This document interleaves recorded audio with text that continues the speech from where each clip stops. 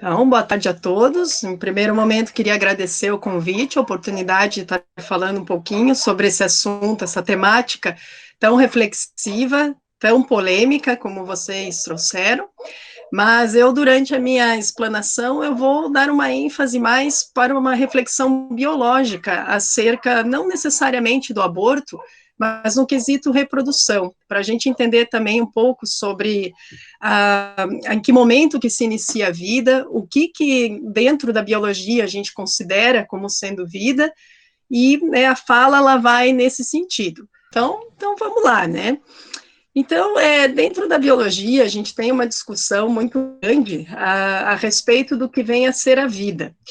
E eu fiz questão aqui de trazer, na verdade, o conceito de vida do que a gente encontra dentro do dicionário, que seria o período entre o nascimento e a morte, ou modo de viver, existência. Mas para a biologia, essa discussão é um tanto quanto complexa, porque a gente não tem apenas uma variedade de vida. A gente fala aqui de vida considerando desde os seres muito simples, muito primitivos, unicelulares, até chegar em seres complexos como nós humanos. Então, não existe assim uma definição que seja satisfatória, né, que inclua esse conceito de uma forma assim tão básica como o conceito do dicionário. Mas o que todos os conceitos dentro da área biológica elas tratam e trazem em comum seria a organização celular. Então, quando a gente compara um ser vivo com um objeto, uma matéria inanimada qualquer, a diferença se faz nessa constituição celular. Então, o objeto, ele tem molécula, ele tem constituição atômica como nós, mas ele não tem célula. Então, o diferencial da vida, principalmente dentro da biologia, está na célula.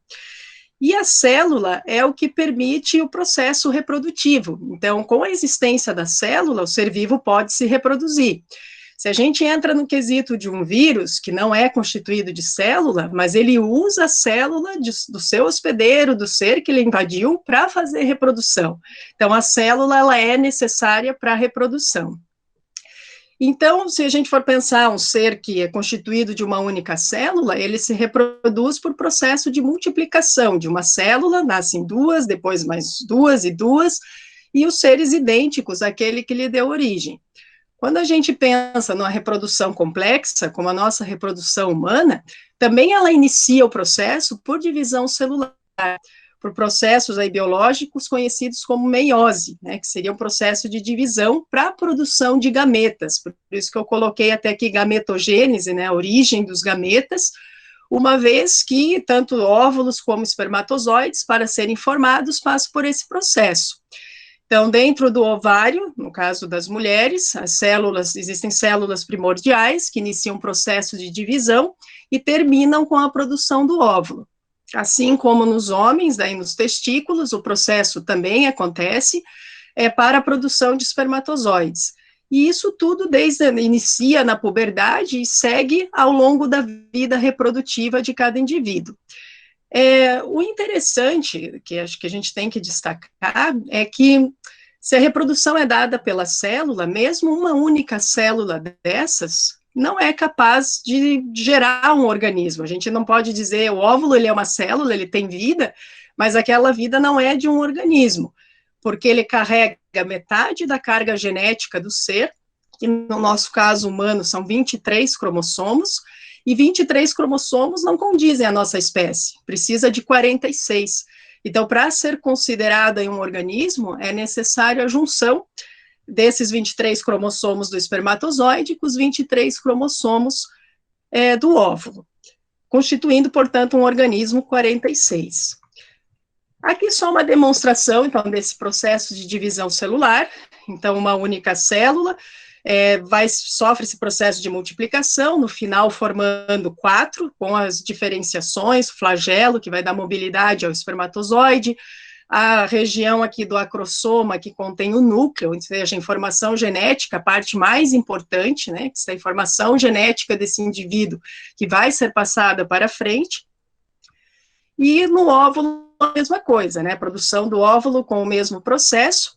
E o interessante até é que na produção dos óvulos também são produzidos 4 células finais, mas geralmente uma só vinga, as outras todas são degeneradas pelo próprio organismo. E por que isso, né? Porque numa gestação normal, deve ser um embrião por vez, devido ao espaço físico constituinte no corpo feminino. Então, há algumas exceções, há casos de mulheres que conseguem manter essas células ainda aqui em desenvolvimento, e ter aí o caso de uma poliovulação, mas na maioria dos casos não é assim que se procede, né? Um óvulo só, liberado no período fértil, uma vez por mês. Enquanto que no homem, né, a produção é diária, né, milhões de espermatozoides. Uma imagenzinha aqui do óvulo, só para a gente entender que ele é constituído e revestido de várias camadas, e aqui está o núcleo, então, do óvulo com o DNA, que para gerar um novo ser precisa se fundir, então, com o espermatozoide. Então, vamos imaginar aí que isso tenha acontecido, dentro de um período fértil, houve essa liberação, então, do óvulo, e aqui eu trouxe uma demonstraçãozinha um pouquinho da anatomia feminina, a estrutura uterina, né? Então, aqui estaria o útero, a parte interna aqui, que também pode ser chamada de endométrio, e a tuba uterina, que é um local muito importante aí quando a gente pensa no processo de reprodução. Aqui os ovários, um ovário, na verdade, aqui até teria tudo também desse lado, tanto a tuba quanto o ovário, né? Mas a imagem, para facilitar aqui a visualização, não foi colocado. Mas então, os óvulos são produzidos aqui, dentro do ovário, próximo ao período fértil, dentro do ciclo menstrual, esse óvulo ele é liberado aqui dentro da tuba uterina, aonde ocorre, então, portanto, o processo da fecundação. Então, os espermatozoides, ao entrarem aqui no canal vaginal, vão se direcionar para a tuba. Então, aqueles milhões de espermatozoides, uns se direcionam para a direita, outro para a esquerda, então vai depender ali de onde esteja o óvulo, para ele conseguir fecundar, né? E dentro desses milhões que tentam, apenas um fecunda. E aí acontece o processo dentro aqui da tuba uterina. E o interessante é que logo que acontece essa fusão do espermatozoide com o óvulo, já acontece a formação de uma célula especial que é chamada de zigoto, que é a célula proveniente dessa fusão. Então, já é uma célula que vai conter os 46 cromossomos, unindo os 23 do espermatozoide com os 23 do óvulo, e aqui formando, então, portanto, este zigoto. Então, passado esse processo de fecundação, o zigoto vai entrar em divisão, e geralmente isso acontece 30 horas depois da fecundação. E aí essa célula, porque veja, aqui estava unicelular e nós somos seres multicelulares, então esse processo de formação de novas células já inicia aqui. 30 horas após fecundação, se divide em 2, depois em 4, 8 e assim sucessivamente, até formar um composto de células aqui, um aglomerado celular, que muitos acharam parecido com uma amora, fruta, né? E por isso batizaram essa estrutura aqui de mórula. Então, do zigoto, dessa fase de zigoto, até essa fase de mórula, leva em torno de 3 a 4 dias, pós-fecundação. E aí, nesse caso, se a gente faz uma análise dessas células, as células, elas são todas iguais, indiferenciadas ainda. Nesse momento, ainda não tem formação de tecido, ainda não tem pele, ainda não tem formação de sistema nervoso, não tem nada, né? É apenas um complexo de células, tronco, embrionárias, todas aí iguais. Passado aí esses estágios de mórula, ainda tem outros estágios de rearranjo celular, como este aqui, o blastocisto. Então, nesse momento aqui, então, entenda que a fecundação aconteceu na tuba. Então, essas células vão sendo empurradas aqui na tuba até chegar nessa região uterina. E só vai chegar no útero, propriamente dito, quando ele está nessa fase de blastocisto. E aí ele se implanta nas paredes aqui do útero para conseguir, então, fazer o seu crescimento e seu desenvolvimento. Então, blastos significa embrião, né, e cisto vem de célula. Então, seriam células embrionárias se fixando nessa região uterina para fazer o seu crescimento e desenvolvimento. Após isso, vão ter outras fases de rearranjos celulares, e daí começa um processo de diferenciação. Alguns tecidos começam a ser formados, estruturas intestinal, estômago, ainda muito primitivo, mas já começa um processo de formação, e pós essa fase, ainda a fase de início de formação do sistema nervoso. Então, veja que ainda dentro desse amontoado de células em processo de organização, já se começa também a formação nervosa. Aqui, então, só para a gente ter uma ideia ali de tempo, então baseado naquilo que foi falado e dentro aqui do tempo relacionado à reprodução, então a gente considera que dentro da primeira e da segunda semana após fecundação, podemos ainda chamar de zigoto, porque são aquelas células em processo de divisão. Da terceira até a oitava semana do desenvolvimento, né, pós a fecundação, no caso, a gente passa a chamar de embrião. E da oitava semana em diante, né, possivelmente ali da nona até a 38ª ou 40ª semana, passa a se chamar de feto. Então, esses nomes, eles só se diferenciam pelo período gestacional. E eu queria que vocês observassem aqui, dentro desse gráfico, vai mostrando aí o início da formação de estruturas muito importantes nossas, né? Então, a estrutura do sistema nervoso central, que já começa aqui a partir dessa terceira semana de pós-fecundação, né, de desenvolvimento, coração, os membros, a genitália, enfim, né, tudo dentro do período aí de desenvolvimento. Mas a dúvida fica, né? Então, em que momento, a partir de que momento que se pode dizer que está acontecendo a gestação? Que momento que a gente pode dizer, a mulher está grávida? Então, pela biologia, né, dentro dos nossos conceitos, o que a gente entende enquanto vida, a partir do momento da concepção, já tem gravidez, porque já está ocorrendo um processo de divisão celular e já está acontecendo todo esse desenvolvimento, todo esse preparo para a geração aí do embrião. E muitos até contam, né, o início dessa gestação no primeiro dia lá da última menstruação da mulher, porque nunca se sabe exatamente o dia da fecundação, então se conta essas 2 semanas, geralmente antes, para se ter uma base. Dentro desse gráfico aqui, por ter 38 semanas, está contando, então, desde a fecundação em diante. Quando se tem uma gestação até 40 semanas, é que está se contando, então, portanto, o primeiro dia da última menstruação que esta mulher teve. Tá? Então, só para a gente ter aí uma base a respeito aí desse contexto aí, de que momento que tem gestação. E, claro, né, quando não é de desejo, quando essa gestação ela, não é desejada, a gente tem meios aí, métodos que podem ser usados para evitar a concepção em si. Então, aqui na imagem só tem alguns dos diversos métodos que se pode fazer como contracepção, mas só citando aqui o DIU, né, o dispositivo intrauterino. Esse dispositivo ele pode ser feito de vários materiais, até o dispositivo feito de cobre, ele é até disponibilizado pelo SUS, assim como as camisinhas, que são métodos de barreira, os métodos pílulas anticoncepcionais, que também tem essa distribuição pelo SUS. Aqui, para simbolizar anticoncepcionais injetáveis, existem os espermicidas, uma série aí de métodos, né, inclusive métodos considerados naturais, que seria o método da tabelinha, que não é um método aí confiável, né, quando a mulher tem que ser muito bem regulada dentro do seu ciclo menstrual para poder fazer uso desse método. E hoje, né, a modernidade nos traz até aplicativos para fazer o controle desse período fértil, desse momento, e um termômetrozinho aqui para simbolizar também que durante, no dia que a mulher ovula, nesse dia fértil, existe, portanto, um aumento da temperatura corporal. Então, é um indício de que ela pode estar liberando o óvulo, né, então, portanto, tem grandes chances de engravidar se tiver relação sexual, não necessariamente só nesse dia, né, mas pode ser também em dias aí posteriores. E a gente sabe que quando a gestação ela não é de acordo ou não é aceitável para algumas pessoas, muitas recorrem aí a métodos abortivos.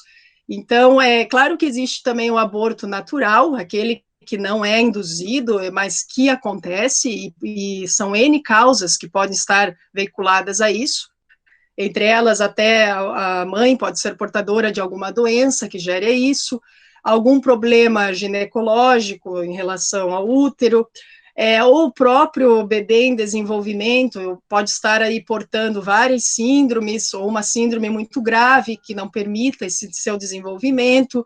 Então, vários problemas naturais, assim, que podem acometer e causar esse aborto natural. Assim como existem os abortos induzidos, que são aqueles provocados. E aí eu categorizei aqui, claro que se a gente for olhar tudo quanto é método, tudo que tem relacionado aí ao aborto, tem muita coisa, até mais do que isso, tá? Então, selecionei alguns que seriam alguns métodos aí mais comuns. Então, como o aborto farmacológico, que, como o nome já sugestivo, seria o uso de medicamentos que não permitam o desenvolvimento ou que forcem um descolamento do embrião das paredes uterinas. Então, cito até aqui um dos medicamentos aí mais usados, né, o misoprostol.